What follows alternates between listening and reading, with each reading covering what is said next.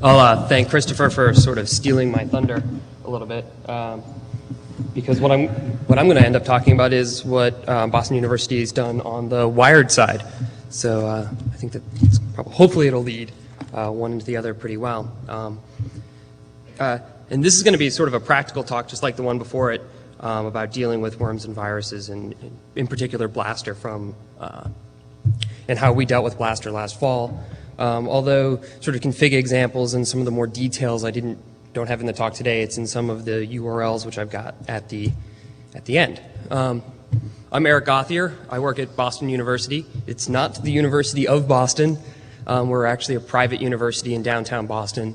To give you some idea of our scale, we've got 17,000 undergraduates and 11,000 graduate students, all with computers and the like. And one of the things that I find is that sometimes we're an enterprise and sometimes we're an ISP. So sometimes our solutions go one way and sometimes they go the other. And sometimes they don't work at all because we're really neither. And as far as this bottom part, I'm just a network engineer. There are a lot of giants in our industry in the audience that talk about solutions that I think at times I wonder if I could have done that. So I'm here to tell you that what I'm going to talk about today is definitely doable by the cogs in the audience, the lowly people who are just sort of average skill. Also want to point out that I'm not a lawyer, which I think a couple other people have done. Some of the things that I'm going to talk about, such as snooping traffic, dumping people off the network, have implications for SLAs and AUPs. Also, we're going to talk about requiring certain levels of certain patch levels and such. That can go against certain contractual obligations you might have. We also sort of mandate that you install certain cleaning software from time to time, and I'm sure that will get some people into trouble. So, as always, talk to your lawyers. Just to give you an idea, BU's just like it's any other typical network. We're a 3-tiered hierarchical network. We've got a gigabit core, gigabit backbone, and then we run 10 megabit Ethernet to all of our students. So if we've got 12,000 students with 12,000 systems in their dorm rooms, we've got 12,000 10 meg Ethernet ports, which as Christopher pointed out, for worms that are particularly chatty, that can mean a lot of traffic. We also have a variety of network devices, ranging from things that are decades old all the way up to things that are only about 6 months old. So any solution that we need to roll out has to be vendor agnostic. We run into real problems whenever we have to do something that relies on particular features, especially anything that involves trunking. There's a lot of schemes out there for dealing with this that say go flip a VLAN or use 802.1x, for example. Our gear, especially our older gear in our dorms, just doesn't support it. So we need infrastructure neutral type of solution. And to give you just a feel for our situation, as those who have been to a university know, there's a particular weekend in the fall where everybody shows up, and it typically starts on a Friday and classes start on Tuesday. So we had 12,000 students showing up with 12,000 computers on Friday. They all needed to be running by Tuesday morning. We've got class work that's online, class schedules that are online, registrations that are online. And we couldn't afford to do what some universities had done, which is just sort of shut their dorms down. To give you an example of our cross-section, about 90% of the machines at least self-identify as Microsoft machines, and it's self-identify about 3/4 of them as being in the sort of post-98 realm, which means 3/4 of the systems that are plugging in our dorms were vulnerable to Blaster. And what we found is when we actually ran them through our system, about 1 out of every 3 computers that plugged into the network, when we scanned them, we found that they were actually vulnerable, if not infected. So that works out to be about 4,000 systems that we had 3 days to clean. That was just not possible if it involved a human intervention. So we really needed a system that was self-help, being cheap, and having no budget to do it and only a couple of weeks to do it. We needed a solution that was free. And we were also willing to accept anything that wasn't a silver bullet. We were really looking for something to make the problem manageable rather than eliminating the problem completely. This is the set of things that we used. A network registration system that I'll talk about in the next couple slides. A shareware vulnerability tool called Nessus to do the scanning. Some wrapper scripts and some free downloads to do the cleaning when we did find infected machines, and as well as sort of 2 later procedural things, which are really more tied to closing the loop for what do we do after the students are there on the network, and then we catch them later being infected. And that has to do with our sort of closing the loop with vulnerability scans later and process of quarantining. The network registration system is really just a MAC address registration system. It's really straightforward. It also means that it's a one-time system. So the first time you plug in, you have to go through the process. After that, you're registered and you don't have to do it again. Unlike, for example, the Cisco solution, which requires their new one, which wants you to put software on hosts and such. This has says no software to install on any host. It doesn't really require any protocols in the network. So it's not like an 8021X system or something that uses SNMP traps to flip VLANs. It just takes advantage of a feature within ISC's DHCP server that allows you to populate MAC addresses and make them known and unknown, and then allocate from separate pools of IPs based on whether the host is known or unknown. In our particular case, every subnet actually is 2 subnets. We have a public set of addresses and a set of 10 net addresses. So when I'm walking through the procedure, I'm going to talk that way, although there's really nothing inherent about the process that requires private addresses. You could do it with a single subnet and 2 separate pools and some clever filtering. But that's not in particular how we did it. In addition, we use multi-view DNS tricks, which probably a lot of you are familiar with, as well as some clever redirecting within an Apache web server. At the very end, probably talk a little bit about what we called quarantining, which is a new state and doesn't really exist in the network registration system per se. It's where we have a host that's registered, so we know about them, we know who owns it, but we go into the DHCP server and remove that state from the DHCP server. So a quarantine host is really a host that the network doesn't know about, but the registration system does. And for some of you who are more curious about our registration system, the usage policy for registration is not so much saying that you're the owner of the machine, but that you take responsibility for the machine's actions. And that's how we get around a lot of, well, Bob registered my machine, and it's not really my machine, it's really his machine, but it's her machine, but it's their machine. If you register a system, you're responsible for it. So, as I said, there's a couple of components to the registration system. It uses DNS and DHCP tricks. In our particular case, we have a MySQL backend and an Apache web server. This is a really lame version of our network. The first time a student plugs their machine in, it makes a DHCP server request. The first time, obviously, the server doesn't know their MAC address. So the first time through, the system allocates them an address from our private address pool that's unique for their particular subnet. They then, for example, open up a web browser, type in Yahoo or CNN or whatever, eBay or whatever your favorite website is, and it makes a request to the DNS server. The DNS server is set with multi-views such that when they see requests from these private addresses, it always returns the IP address of our registration system. And that's the way we capture students. It falls down a little bit if there's a device that doesn't have a web browser, but people tend to, when things don't work, open up a web browser in the end. And so we end up dragging them into this web portal. Underneath the web portal is just a name-based virtual server with a redirect. So anything that comes in that's not asking for our network registration page gets redirected to the network registration page, so that even though it's getting requests for things like CNN and eBay and Yahoo and whatever, they do get bounced into our registration page. The registration page talks with our vulnerability server. It tells the vulnerability server, which I'll talk about in a second, is this guy okay to let on the network? One of 2 things happens. The vulnerability server either comes back and says, yeah, sure, this guy looks fine, or no, they don't. And when the no comes back, we try to capture why. what's the vulnerability that this person failed. When they fail, they're sort of stopped at this point. We actually display a page that says you failed for a security reason. This is why. And click here for a self-help tool. And I'll get to the self-help tool at the end. The self-help tool is key for us because once they're sort of trapped in this state, they need to get out of it.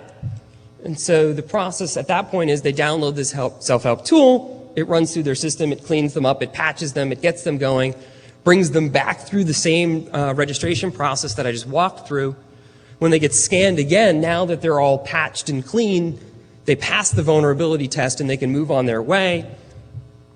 At the end, of course, after they're registered, they reboot their machine. They go through this whole process again. They go to the DHCP server. This time they're known because they're registered. They get a valid public address. They do a DNS lookup. That DNS lookup returns the correct IP for whatever it is that they were trying to do, and they go along their way. As I said, there's this process that we call quarantining. So if later on down the line we detect for some reason that a machine got through the registration system or subsequently was infected with something, we can go in and remove their state from the DHCP server when their lease runs out, or if we manually flip their port off and on to force them to re-DHCP. They get nacked for their public address. They get issued a private address. They get brought through the system. The system knows their MAC address already. So this time, instead of bringing them through a registration process, since the MAC address is already known and we flagged it as being quarantined, we display a page that's unique to them. You know, this particular MAC address has Welcha or has Blaster. Again, we bring them to our cleaning tool, they go through and clean, and then at the end of that process, they can be let out. Obviously, this all relies on two tools. One is Nessus, which is a free vulnerability scanner. There are two modes to this. Probably the more common mode is the client-server mode. In this mode, you have a client which you fire up. It's got a configuration file. Typically, you feed it a list of hosts, a subnet range, or a block of addresses, and a list of scans to do. It talks to the server, tells the server to do these scans. Server communicates back with the client gets the results for all of those addresses, and then can do things with it. The problem with this model is we're always scanning one IP in our registration system. So there was a large amount of overhead. We had to fire up this script and read it in its config file. It was really bulky, and we found that it was really doing a number on our web server CPU. So we moved to a Nessus scripting language, which had the nice benefit of actually doing the vulnerability scan itself. It fires up, it hits one address, it comes back with a thumb up or thumb down, which is really all we needed. The drawback, though, is it can only do one scan. So in our case, we were stuck last fall with only being able to scan for one particular vulnerability. We looked for Blaster and Blaster 2, or 026 and 039. Our security guys tell us that they're working on a way to do both, to have the advantage of scanning for multiple things as well as not having to run the heavyweight client. This works sort of as I described it before. You go to the website as part of your registration, you click on a URL. It's a CGI that fires off this script. In the client-server model, it calls the server to do a scan. In the scripting language version, the server itself does the scan, and it comes back with a thumb up or thumb down as to whether you're vulnerable or not. If you're not, obviously, you get on the net. If you are vulnerable, then you're brought to a cleaning tool. Now, this tool was actually originally developed for our help desk. It actually was already sitting around as one of the tools in our arsenal when we came along last fall. It was originally designed really for the 2000 XP type machines. It's really a wrapper. So it's just a script, it's an SMS script wrapped around several different things. When you install it, it puts itself into the run once, so that when the machine gets rebooted, it would run again, and it constantly updates itself in terms of where it is in the registry. It runs through a set of checks sequentially. First thing it does is it verifies a minimum set of service packs. So in our particular case, we required that NT be at service pack 5, that Win2K systems be at service pack 2, that XP be at service pack 1, and I don't think we did a service pack check for the 2003 systems that came up. If you failed that, then the script would use wget to download the patch and install it for you. It would check, for example, to make sure that you had certain hotfixes, like the blaster ones. If you didn't have them, it would use wget to install them and for you. It would also run in the background. There was a lot of fear within IT that people would just say, screw this and kill it, and then try to register again. Obviously, they wouldn't be able to do that because they would fail our vulnerability test again. So we ran this actually in the background with just a little notice window that says, oh, please wait. We're looking at your system. These things would get installed in the background. Obviously, with service packs, you tend to have to reboot. That was the key with the run ones. When you reboot, runs the tool again. The tool notes that it's past the service pack check part, runs the hotfix. If you have to reboot after a hotfix, it's in the run once, it reboots, puts itself back into the run once, passes those two tests. Then we ran the stinger cleaning tool, so that catches about 20 or odd viruses and such. This wasn't a catch-all for everything, but it worked relatively well for the particular things that we were interested in. If we found Welcha, we ran fix Welcha. And then, as I said, that there's a quarantining process where we would sort of manually dump you off the network. In those cases, there was actually a result email that's sent back to IT to say, this is the system, this is the user, they're all clean. We're working on, instead of sending an email at the end of this process, to having it automatically go to a web page that automatically puts you out of the quarantine and back on the network. But that's still sort of being tested right now. There's no sort of technical reason why we can't automatically bring people out of quarantine. It's just we didn't have time in August to implement it. We also pop up some things at the end, which are things like, do you want us to set up Windows Update for you? Oh, by the way, we're a university and we have site licenses for antivirus softwares and such. Do you want us to install those? This is oh, by the way, don't forget that this is all an iterative process. The network registration system's one time. The host plugs in. We catch them, we clean them, they go on their merry way, but if another vulnerability comes out, they're already registered and on the network, so this doesn't completely work. So the way we deal with that is we run daily, twice daily, 3 times daily vulnerability scans, for example, Microsoft vulnerability scans of the network. As we find vulnerable systems, we rerun them with Nessus. We figure if both of these things say you're vulnerable, there's a good chance that you are. If you fail both of those, we dump you back into the quarantine, and that's the process that we use to sort of close the loop post original install. I'm going to quickly just jump through some of the gotchas with this. As I said, this all depends on you having a web browser. So what do I do about my Xbox? That's probably our biggest problem, although VoIP phones and PDAs, depending on whether they have web browsers or not, can be problems. It's a website, be careful. You can inadvertently get DOS yourself off the net if you try to redirect all web traffic from a very large network at one little box. And of course, this all relies on DHCP, so you better monitor to make sure that people aren't statically addressing themselves around that. I talked about Nessus. There's a balance between the client-server model and the scripting model. And for those security people in the audience, yes, we're failing to open, meaning you have to be proven to be vulnerable to be prevented from getting on the network. So it's perhaps the opposite of the way a normal security model would work. As far as our patching and cleaning tool, there are many languages that are very hard to detect sometimes what service pack or patch level you're at. We caught lots of people with invalid operating system keys, so they couldn't actually install the service packs. This is obviously invasive. So how did we do? It was 90% effective during the registration process. And when I say 90% effective, we had 400 or so machines that we found after the registration process on the network that were still vulnerable or had some sort of virus on them. So that was 400 down from the 12,000 that came through the registration system. So this effective number is really kind of a low end mark. It's really how effective we were at catching the ones that we thought were vulnerable. Again, we thought only 4,000 would be vulnerable. We caught all but 400 of them. After running those 400 through our quarantining process, we again were 90% effective. There was only about 40 or so that didn't make it out of that somehow passed through the quarantining process.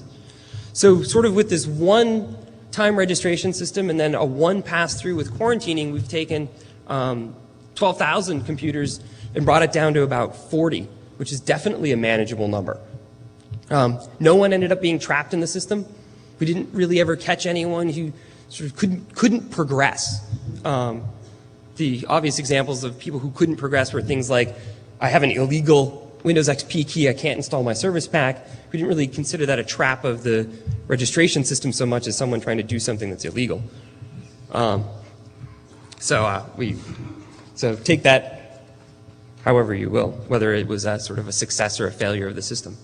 Our biggest point was that the infections weren't spreading.